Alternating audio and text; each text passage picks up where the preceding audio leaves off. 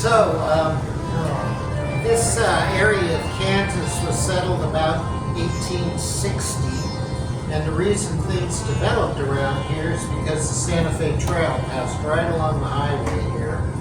And just up the street where our golf course is today is where the Great Bend in the Arkansas River makes its bend. And that's where the teamsters used to stop to water their oxen and mules. And that goes clear back to the 1820s.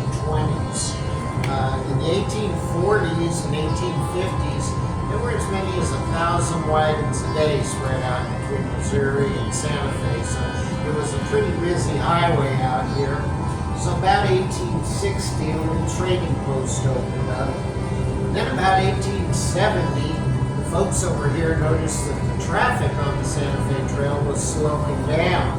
And the reason is because the railroads were starting to come through. So they contacted the Santa Fe Railroad and asked them if they'd send a surveyor here to lay out a town, hoping they could get a train depot. And John Ellinwood arrived.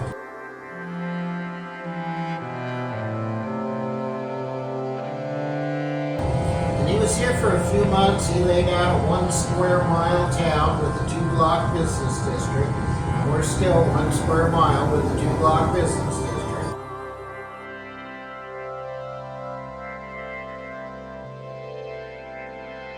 And when he was finished, he left and he never came back again, and they named the town after him.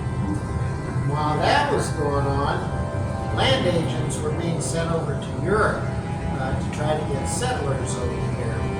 They had these little brochures they took with them to tell the folks all about Kansas. And among other things, they told them that in the wintertime it hardly ever got cold here. They said maybe twice a year there'd be just a slight dusting of snow. And they said that in the summertime it rarely got above 85 degrees. And we had 9 feet of topsoil and groves of hardwood trees.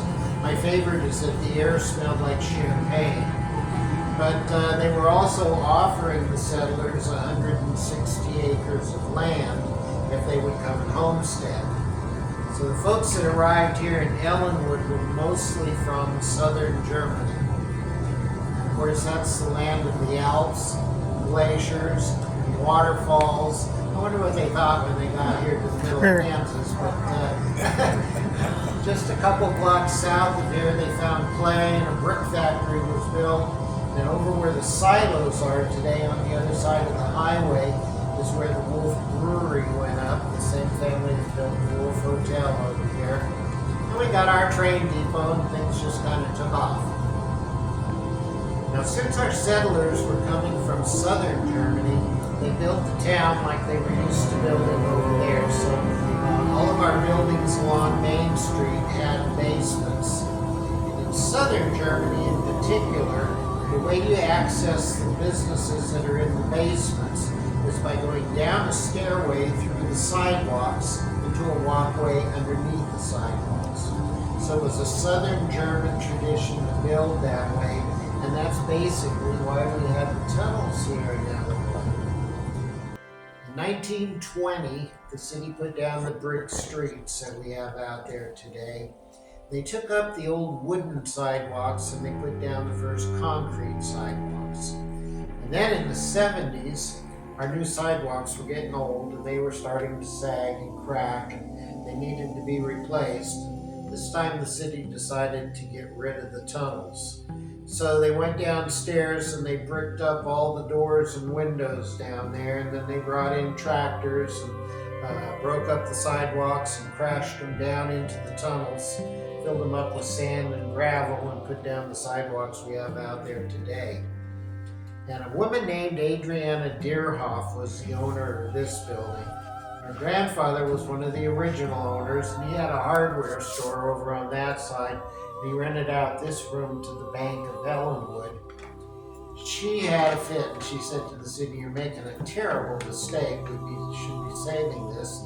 The city said, "Nope, we don't want the liability, and all of our merchants want new sidewalks." So they filled them all in, and luckily she had had this building put on the State Historic Register. She had to take the case all the way to the Supreme Court in Topeka, but but she won and was able to save the tunnels out in front here. When you go over to the hotel, Chris is going to take you into tunnels that run along the highway. Those survived because they were under Kansas property rather than city property. And the city didn't care if somebody fell in the Kansas tunnels, so they didn't fill those in. So we've got these two stretches of underground that have survived. And we're really lucky because Wichita and Newton and McPherson and Ellsworth and Lyons, Hutchinson and Stafford and Great Bend and Salina, they all had tunnels as well. But we're the only ones that have any left that you can still get into them and see them in nearly their original condition. So we really lucked out. Now I'm going to take you through the back here where the garage is today. There used to be an alley, and there was a wooden building back there where the harness shop did metal work. When we actually get down into the harness shop, you're going to see a forge and a little engine and some other tools that would not have been used under the building because they couldn't have an open fire down there. If anyone would like to sit down, I have a bench over here. This is Tom Drake's harness shop, and Tom Drake was here in 1887. Our foundation walls all the way down Main Street are this sort of pinkish colored limestone. And by the color of the stone, we think it was quarried up around La Crosse, Kansas. So it was all hauled in about 60 miles. From street level up, our buildings are made out of Ellinwood brick. And then all this wood down here was probably hauled in from the Rocky Mountains. If you look at how long and straight and beautiful that lumber is, of course you know right away the trees didn't grow in Kansas anymore. When the Teamsters got down to New Mexico, they would sell off their trade goods. Then they'd hitch two wagons together and load them full of lumber, and that way they had a product they could sell on their way back to Missouri.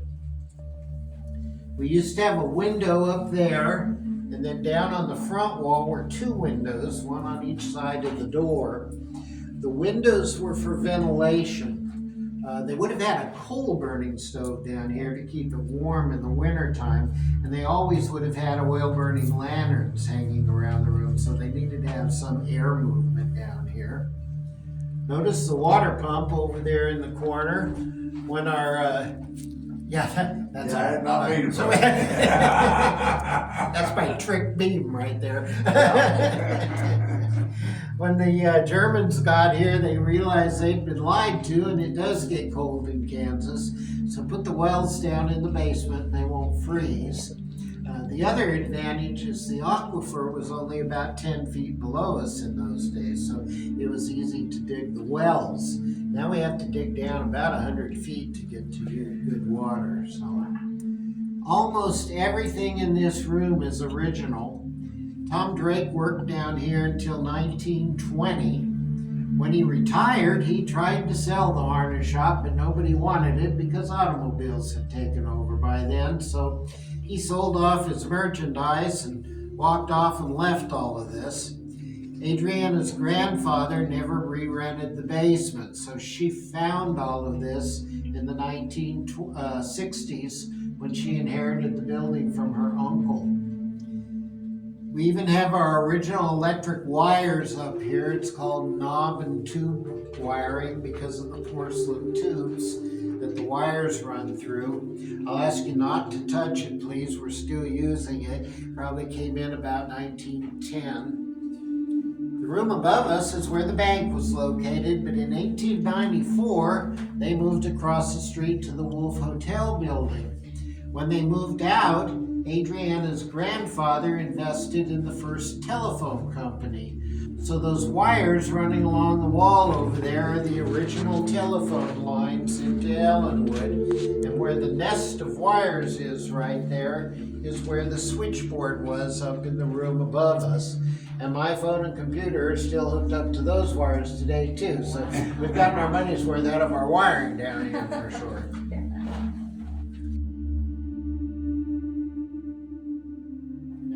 Up here is the front door. So this is where the guys would have come in. The women in Ellinwood didn't really come down here because of all the saloons and whatnot. So it was mostly guys underground. There are two thresholds here, so watch your step. And I'm going to have you step into the back side of the tunnel.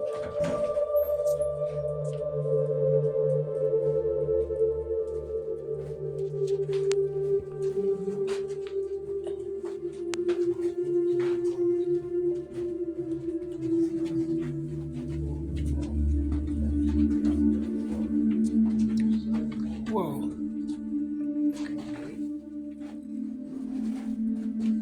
Ew, look at spider webs. You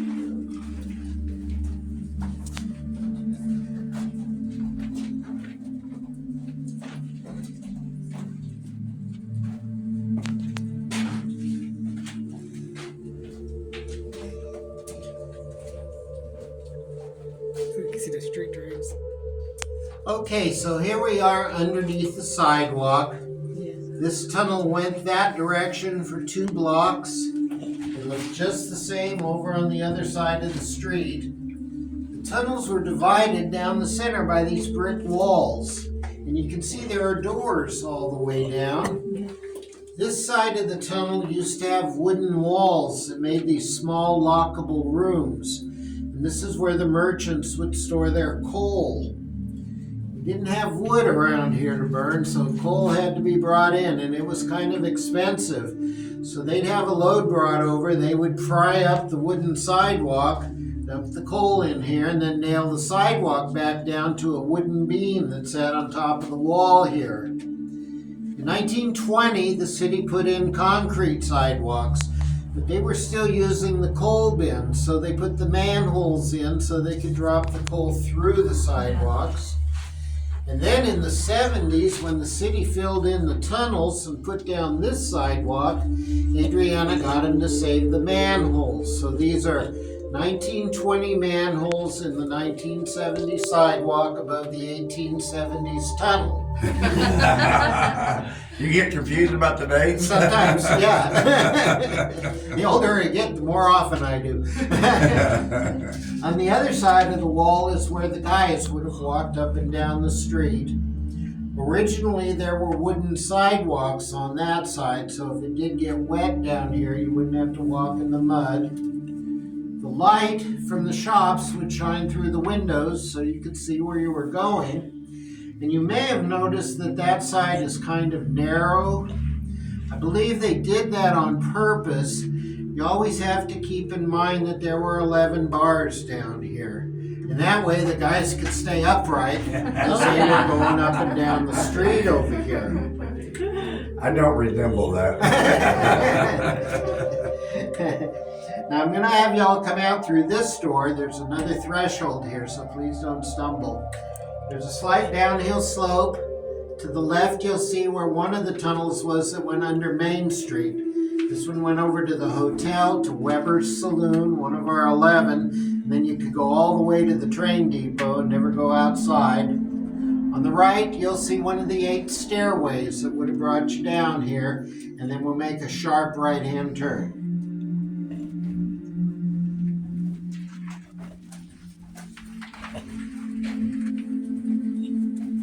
I don't think it's cold. No.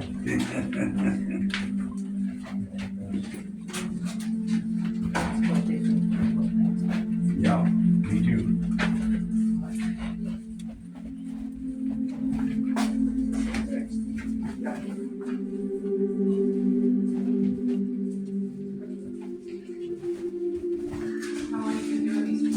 About 16 years. Yeah. It's pretty cool. This is William Young's barber shop. Mr. Young was a German man. His last name was spelled J-U-N-G, Jung. And he came to Ellinwood in 1882. He moved in here in 1887. This is a picture of him in this barber shop probably around 1890. He was a very prominent businessman here in town, but his big claim to fame is that he was our band leader. This is supposed to have been his horn, and the band used to practice down here in the harness shop, in the barber shop. what they wrote on the wallpaper behind me. The Ellinwood band meeting here last time, 12/29. But imagine what it sounded like when they were practicing in here. He had a pretty nice shop with hardwood floors, the wainscoting around the walls was milled cypress wood. The upper walls were all originally plastered and wallpapered, and there would have been lanterns hanging all around, so it would have been nicely lit. And think about riding into Ellinwood in 1900, and it's 10 degrees outside, and the wind and the snow are blowing, and you're cold and wet and miserable, and you come down here, and he's got a fire going in the stove over there, and you can get yourself a cigar, some tobacco, and have a smoke, and get a shot of whiskey or a glass of beer, and play cards, and dry off and warm up.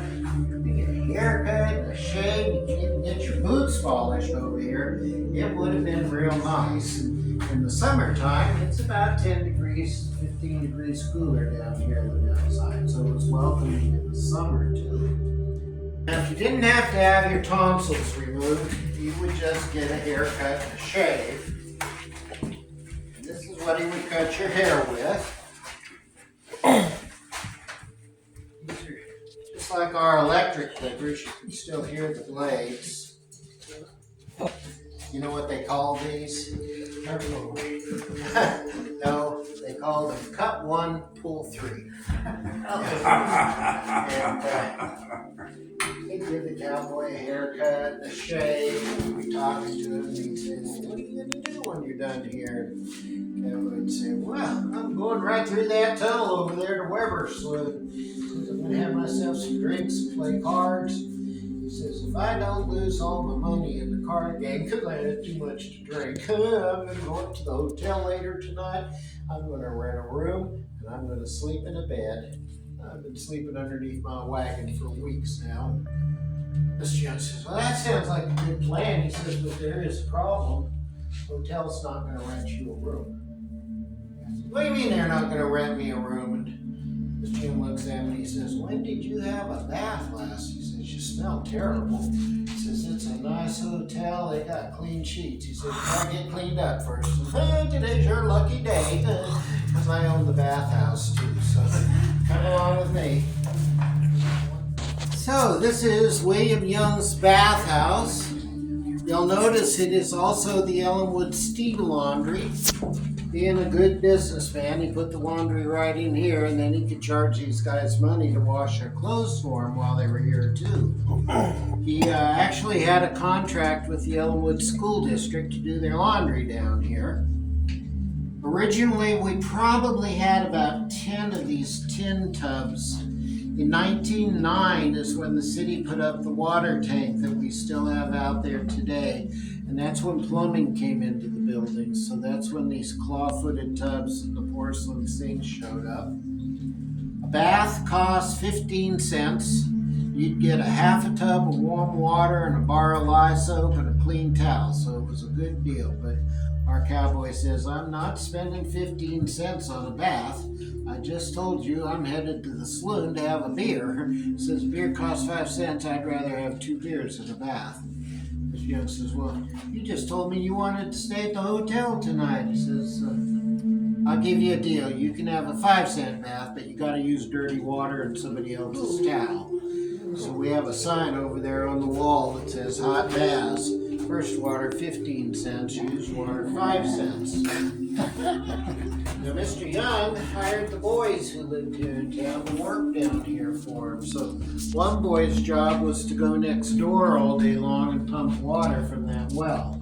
And he would carry bucket load after bucket load of water over here and stack it against this wall. Another guy worked at the stove. So he'd go get coal from the coal bins and make sure there was always hot water. And then there would have been a third boy over here doing the laundry. You may have noticed that we have no drains anywhere. But we did have a lot of water down here. So they had a good system. These tubs were specially designed so that after about the third bath, when you couldn't charge another nickel for the water, all you had to do was dump it on the floor. See how the stone is all eroded along the wall over there? That's from years of water hitting that limestone. And then it would wash back across this raised floor, and all the spit and tobacco would get washed between the floorboards. Over in the barber shop, we have spittoons all around the room, but we didn't need them in here. We have wide, thick boards so they won't warp.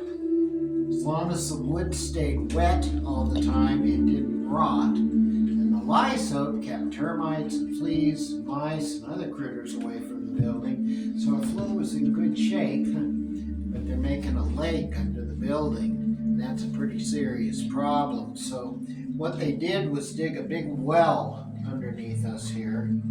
They filled the well up with gravel and sand. Water could drain down into that dry well, and as it soaked through the sand, it would filter itself, and overnight it could go the 10 feet back in the aquifer, and the next morning they could pump it up again. So they'd gone green and they were recycling their water down here. So we'll head out the way we came in, and y'all can go on over to the hotel, and Chris will meet you over there, and he'll take you through that building. And thanks very much. Very informative. Thank you. Yes. Thank you, sir.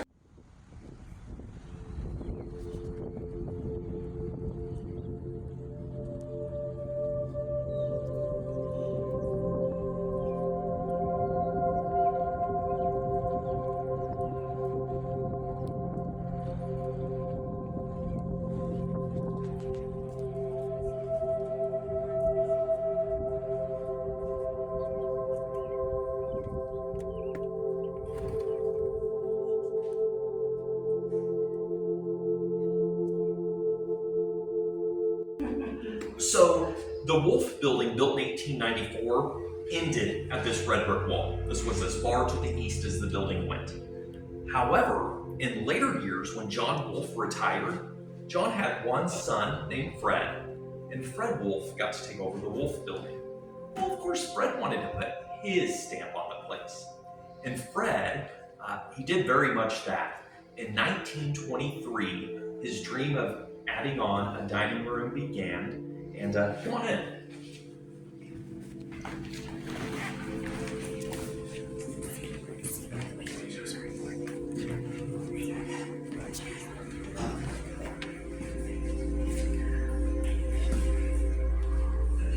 You guys, Fred Wolf's desire for the addition was to create Martin County's most beautiful dining room, and his thought is go big or go home, essentially.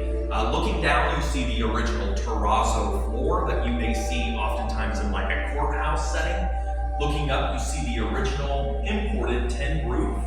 And around the room, you notice the original plaster casts of the wheat and of the sunflowers. Did you guys notice that look anywhere else in town?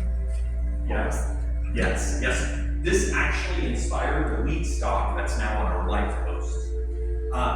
This very much became Martin County's most beautiful dining room. It opened Easter Sunday, 1924, which is celebrated its 100-year anniversary.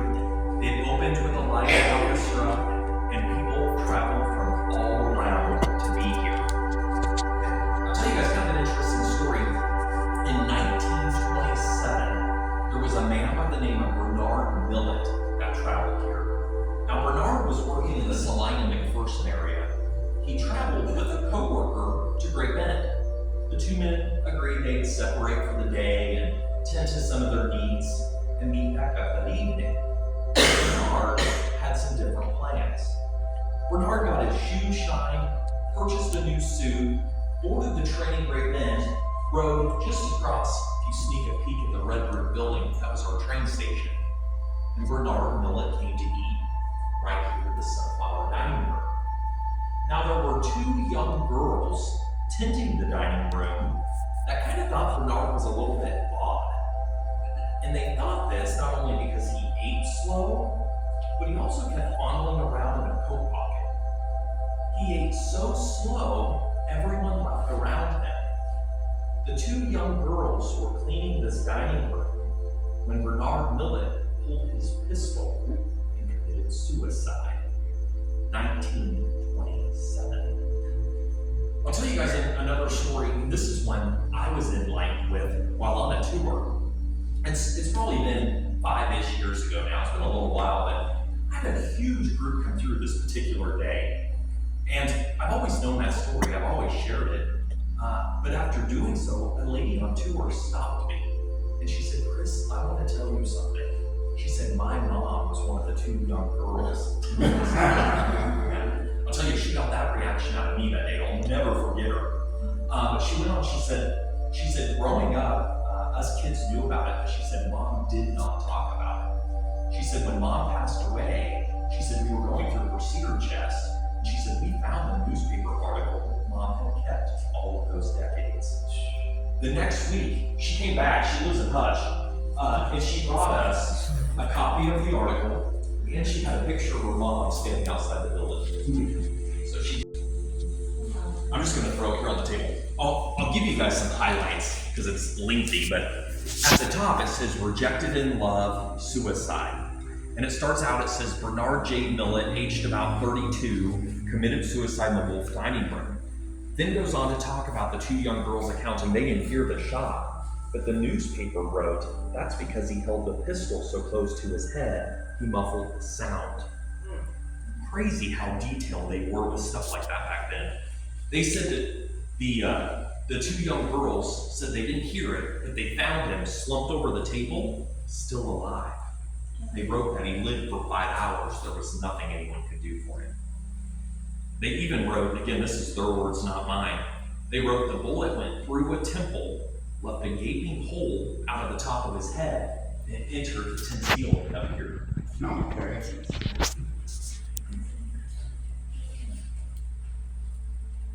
His parents accounted that his fiance had recently broken up with him, and they believe that's why he did it. Which I always make light of it, though. I say at least he went out in style. This Barton County's most beautiful dining room, you know.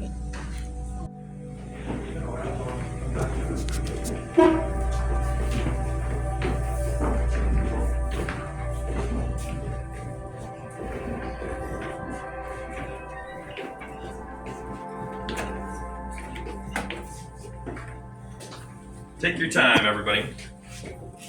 So guys, remember the dining room and the kitchen were an addition in the 20s, so we're coming down under that part because this is the only way, we have the only access into this side of the tunnel. So we'll head into the tunnels from here. The only warning I want to give you, if you will, is watch your step in doorways. There's usually a little lip like this. I don't want you to miss it.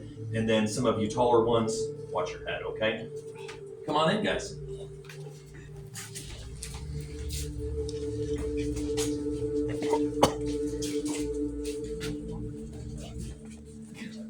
Yeah, likes it a lot. Yeah. Look at that light moving.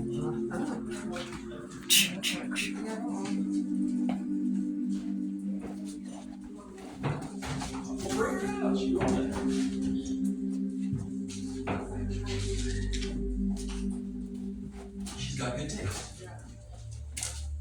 Oh, you're Jill. I'm going this way. That's really cool. Some of the short stores. Come on in, guys. You're welcome to have a seat if you would like. So guys, first of all, just to kind of get you in perspective, we're under the sidewalk. As you may hear, it's the highway along behind you. And then behind me, you see old storefronts. So in the tunnelway, you could have headed west. Originally, you could have gone straight west. You could have gone right under Main Street, and you would have connected with Rick right at the barber shop. Does that kind of make sense? Mm-hmm. Yeah. Or once you got to the end of the Wolf building, you could have wrapped right around the foundation, which would have then taken you north down Main Street, looking in stores like this. Now, you're starting to notice some differences. One of the compliments we have from Rick's side is we have storefronts still intact. So this is what they would have looked like. And this store was known as the drummer's room. So this was where, when the trains would bring in new merchandise, stores from Barton County would purchase from the drummer's room. I always throw out wholesale, if you will. Now, you're gonna notice this one looks a little different than the rest that you see with us because our group our goal is to recreate them, to restore, okay? And you'll see that as we go on. But we learned rather quickly a couple things. One, that we got a lot of interest from people doing paranormal, from ghost hunters, if you will.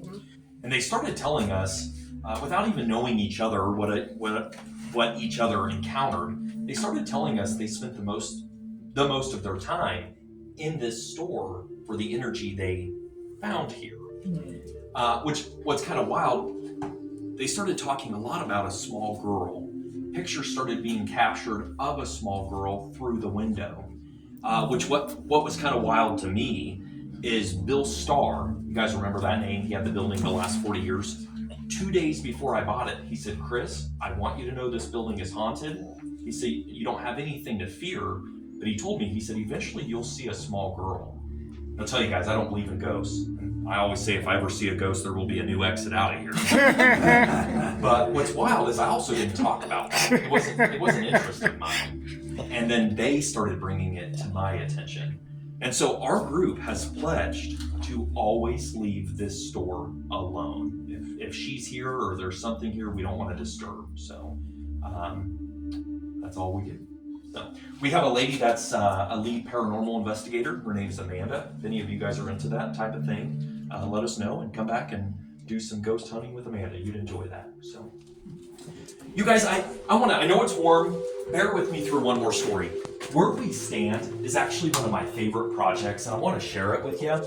Do you guys remember from being across the street with Rick how this space was separated in half? You remember it was a red brick wall right down the center? Do you remember what the red brick wall was there for? Coal. Yeah, so this side was the coal bin, this side was the tunnelway. Upwards of 40 years ago, the state came in and tore off our sidewalk above us to re-pour a new sidewalk. When they had all of this sidewalk off, they removed two things. They removed the center red brick wall, and they removed the stairwell that led down into the tunnels where you now see those blocks. Now, I was really disappointed to lose the center red brick wall. And so I told my dad, I said, help me find a way to symbolize where the coal bin was. So we don't have a red brick wall, but my dad concreted red bricks into the coal bin, okay? And I told him, I said, go ahead and separate that area in half. I said, just build a handrail. And he kind of made it look like an old hitching post. The coolest thing that he did though, guys, when Ellinwood was founded, we didn't have concrete sidewalks. We had wooden sidewalks. Now, wooden sidewalks had some benefits. With a wooden sidewalk above us, they could pry up planks and drop the coal into the coal bin. And then with the wooden sidewalk above us, they also got some natural light to filter through. And air. And air too, absolutely. Not so beneficial though with a wooden sidewalk. Yeah. Rain. No. Okay. What about snow? We don't get snow here. Now there were awnings over the sidewalks, but Kansas also has something else, wind, okay? If that moisture made its way down, it would then settle under the boardwalk. They weren't walking in mud. Over all the years though, the boardwalk had rotted away. You didn't see any of it with Rick, but people weren't allowed down here the last 40 years. They weren't walking on it, which meant we had some pieces we could kind of use as template. And so I sent them home with my dad and I said, Dad, recreate this. So my dad actually cut down the oak tree we're standing on, milled it all true dimension to the original, and it's all put together with antique square nails as it was back then. So, don't think he did that with a smile on his face, guys. Trust me the entire time. But it's a pretty neat project. So we actually, I'll tell you guys, we are about to encounter our biggest project in our team's time here at the Wolf Building. The city has said we either have to replace the sidewalks around this building or they'll fill in the tunnelway. Sometimes we don't learn from history, unfortunately, but that is with a price tag of $430,000. And we will start, they'll probably have these sidewalks off from above our heads next month. So we got some big projects coming our way, but if we can tackle it, if we can survive it, it'll be here for a long time to come. So. All right, guys, come on down. At one time in our history, it said we had quite a few drinking establishments, and so we knew we had to recreate one of those. Come on back.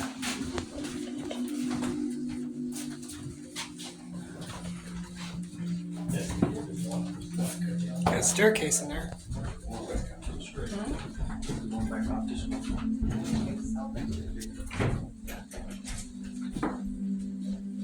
Maybe set up ceiling be in and out. There's your bugs.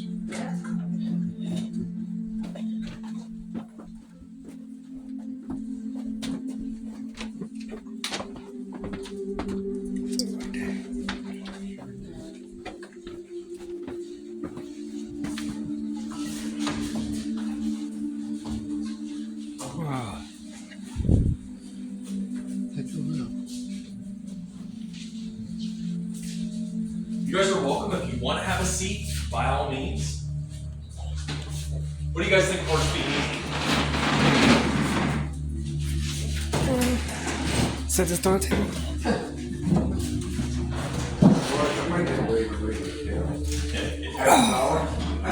Yeah, can I get a drink? So guys, let me start you with a little history of this store, and then I'll bring you to current date, because some of you all of a sudden look kind of thirsty. This was called the Sunflower Sample Room. We have an ad in the frame back here. It was run by J.P. Weber. That's J.P.'s photo in the frame there. And as J.P.'s ad reads, all kinds of drinks, imported and domestic cigars. And it also reads, drop down and see me below the bank of Ellinwood. I think that's kind of a funny connection. It also says phone number 9. Now, that establishment, or that name, that store, was here until the 40s. And in the 1940s, you guys are all adults today. Rick, I'm sure, was honest with some of the things happening below ground. You guys all captured those things. You guys all understand the tunnelway wasn't really a place we were proud of. Hey. But in the 40s, this space actually became a space Ellinwood was quite proud of. The city of Ellinwood took over this store in the adjoining store, and they opened Ellinwood's very first public library here. The old book drop remains in the window back there.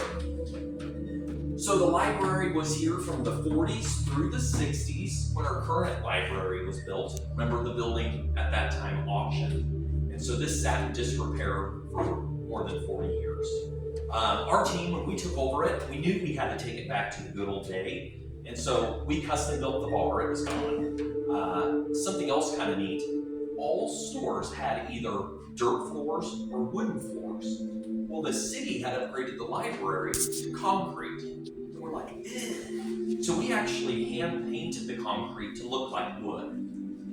It's impressive. You know, we wanted to at least take your mind to what it was like back then. So, I'll tell you guys too, this is kind of a neat feature. Remember, the tunnelway still wraps around the building. Unfortunately though, when you get to that last window, it's blocked and filled, so you can't go on down Main Street. And so we weren't quite sure, we're like, well, it's just a dead end now. You know, it's just wasted space. And we're like, we've got to do something with it. So we decided we host bands. When our bands are here, we remove the 4 windows, and that's become our stage. We call that Tunes in the Tunnels, guys.